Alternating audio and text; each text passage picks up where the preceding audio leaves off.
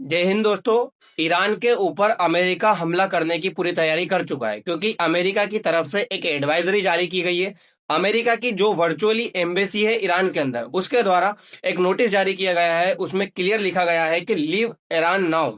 America का कहना है कि अमेरिका ईरान के ऊपर फिलहाल में हमला करने की पूरी तैयारी कर चुका है। क्यों? क्योंकि ईरान जो है अमेरिका की बात नहीं मान रहा है। साथ साथ ही अमेरिका और ईरान के बीच में मीटिंग भी चल रही है। ये मीटिंग जो है ओमान के अंदर हो रही है। अमेरिका और ईरान के दोनों के विदेश मंत्री इस मीटिंग में शामिल हुए हैं।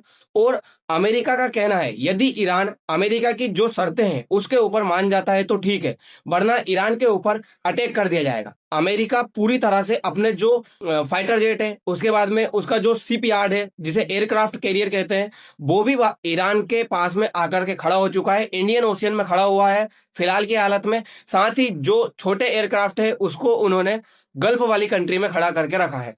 ये अमेरिका की तरफ से कुछ एडवाइजरी भी जारी की गई है। तो हम पूरा ये डिटेल जानेंगे कि अमेरिका ईरान के अंदर यदि हमला करता है तो अमेरिका कितना मजबूत है उन गल्फ कंट्रीज के अंदर, और यदि ईरान के ऊपर हमला होता है तो क्या कोई देश अमेरिका के खिलाफ बगावत शुरू कर सकता है।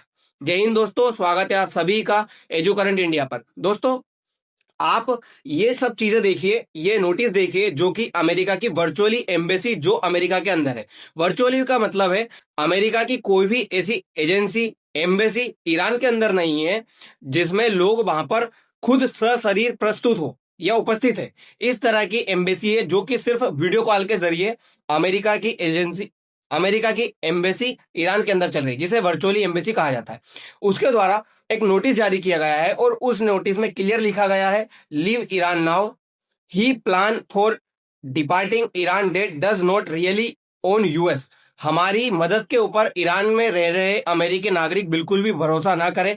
अमेरिका की तरफ से कोई मदद आए ऐसा पॉसिबल नहीं है। साथ साथ ही यह कहा गया है कि जितनी जल्दी पॉसिबल हो सके आप ईरान से चले जाइए। ईरान के अंदर जो फ्लाइट है वो कैंसिल हो सकती है, डिस्टर्ब हो सकती है, और आपके पास में जो एयरलाइंस है उसकी कोई अपडेट भी नहीं आ सकती है। साथ साथ ही यह कहा गया है यदि आप ईरान को नहीं छोड़ सकते तो कोई सिक्योर लोकेशन ढूंढिए, वहां पर चले जाइए। कोई ऐसी रेसिडेंसी ढूंढिए जहां पर सुरक्षित आप रुक सके। साथ साथ ही उनका कहना है कि अपने पास में फूड, वाटर, मेडिसिन, ये सारी चीजें ले जा करके रखे। इसकी व्यवस्था पहले ही कर ले। इस तरह की जगह को अवॉइड करें जहां पर ज्यादा भीड़ हो।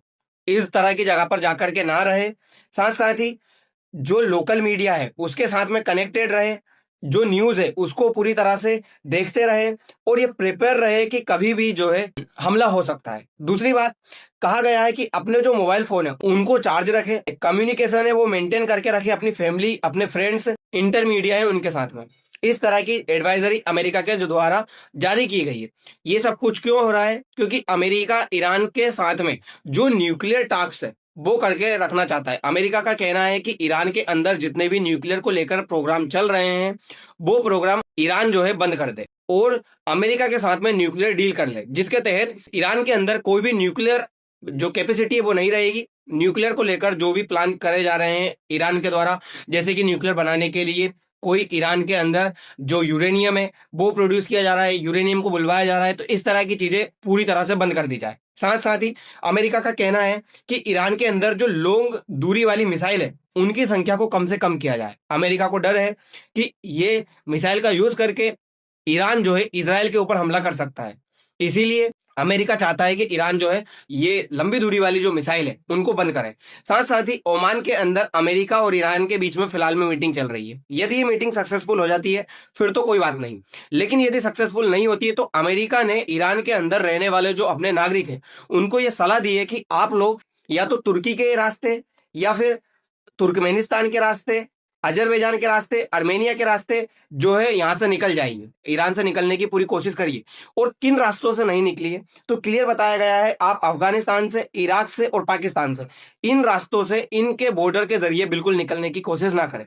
मतलब अमेरिका को पाकिस्तान जो कि उसका चहेता है उसके ऊपर भी फिलहाल में विश्वास नहीं है। अमेरिका का कहना है कि अपने जो नागरिक ईरान में रह रहे हैं, आप कहोगे कि अमेरिका के नागरिक ईरान में रह ही क्यों रहे? अमेरिका के नागरिक जो है ईरान में नहीं है। अमेरिका के हितैषी जो अमेरिका का भला चाहते हैं, जो अमेरिका की तरफ है, रहते ईरान में है पर है अमेरिका की तरफ। दूसरी बात, कुछ नागरिक ऐसे हैं जो दोहरी नागरिकता रखते हैं। जिनके पास ईरान की भी नागरिकता है और अमेरिका की भी नागरिकता है, तो उन लोगों को ये जो एडवाइजरी है वो अमेरिका के द्वारा दी जा रही है।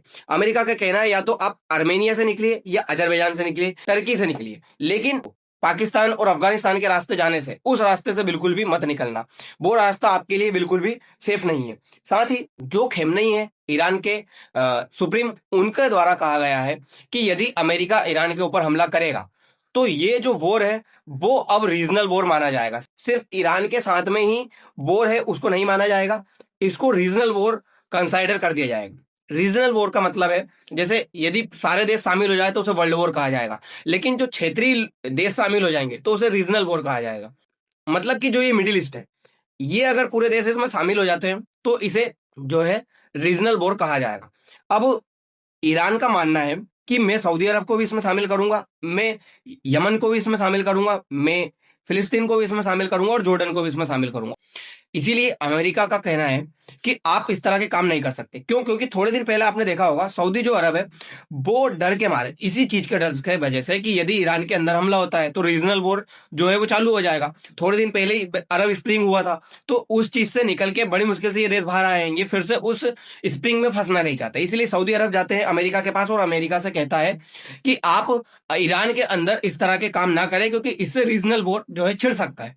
लेकिन अमेरिका ने सऊदी अरब की बात को नकारते हुए कहा कि हम यमन, ओमान, यूएई, उसके बाद में कुवैत, इन जगह के ऊपर हमारे जो एयरबेस है वो बना करके रखे हैं, आपकी पूरी सिक्योरिटी करने के लिए हम तैयार हैं। लेकिन यदि उसके बाद भी आप लोग युद्ध में इन्वॉल्व होने के लिए मजबूर हो जाते हो तो मैं उसमें कुछ नहीं कर सकता, ईरान के ऊपर मैं फिलहाल में हमला करूंगा ही करूंगा। इस तरह की बातें कह दी गई।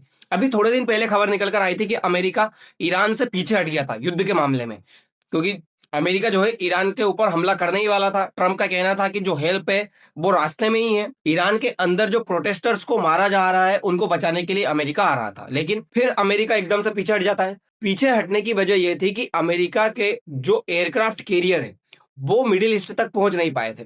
वेनेजुएला से उनको हटाया गया था, फिर खास करके जो इंडियन ओशियन मलक्का है वहां से लेकर के आया जा रहा था। लेकिन ये जो एयरक्राफ्ट कैरियर है इनकी जो स्पीड है वो 50 से 60 किलोमीटर के आसपास होती है, इसीलिए उसको टाइम लगता है। तो अमेरिका इसी वजह से जो है पीछे हटा था। लेकिन आज के टाइम में जो अमेरिका का सबसे डेंजरस एयरक्राफ्ट कैरियर कहा जाता है, जिसका नाम है अब्राहम लिंकन, वो फिलहाल में मिडिल ईस्ट में आकर के खड़ा हो गया है, इंडियन ओशियन में खड़ा हुआ है। इसीलिए अमेरिका ने अब ईरान को क्लियर धमकाते हुए कहा है। आप ये देख सकते हो, तो ये देखिए इसके ऊपर बहुत सारे जो फाइटर जेट है वो पूरे आकर के खड़े हुए हैं, एक माला की तरह संरचना बना करके खड़े हुए हैं। कभी भी यदि जरूरत होगी तो अमेरिका तुरंत ईरान के ऊपर हमला कर सकता है। यदि देखा जाए तो यहाँ के ऊपर, यहाँ पर उसने जो अपने छोटे छोटे 2 एयरक्राफ्ट कैरियर है वो यहाँ पर पे खड़ा करके रखा है। जो ये यूएसएस अब्राहम लिंकन है वो इंडियन ओशियन वाले हिस्से में आकर के खड़ा हुआ है।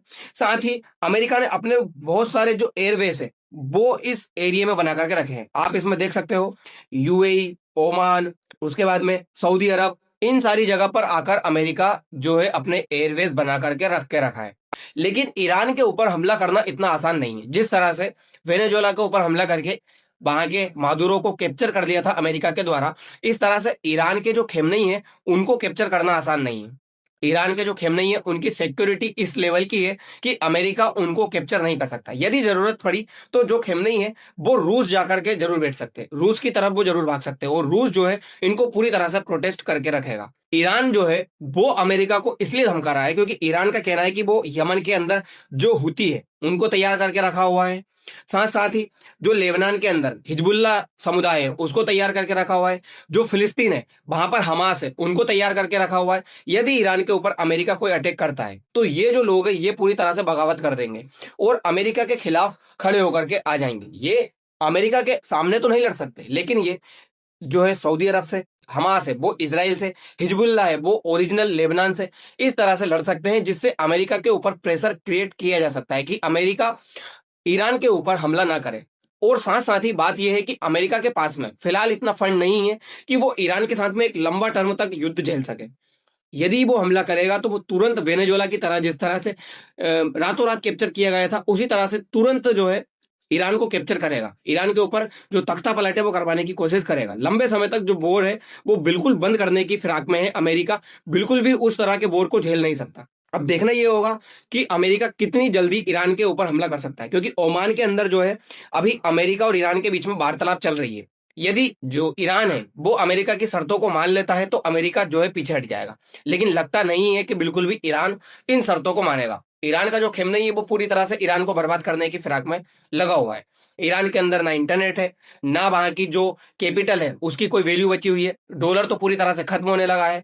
जो ईरान के बड़े बड़े जो नेता है ना, वो वहां के जो डॉलर फ्रीज किए हुए थे अमेरिका के द्वारा, वो डॉलर को लेकर के जरूर से जरूर रूस के अंदर जाने के लिए फिराक में तैयार है।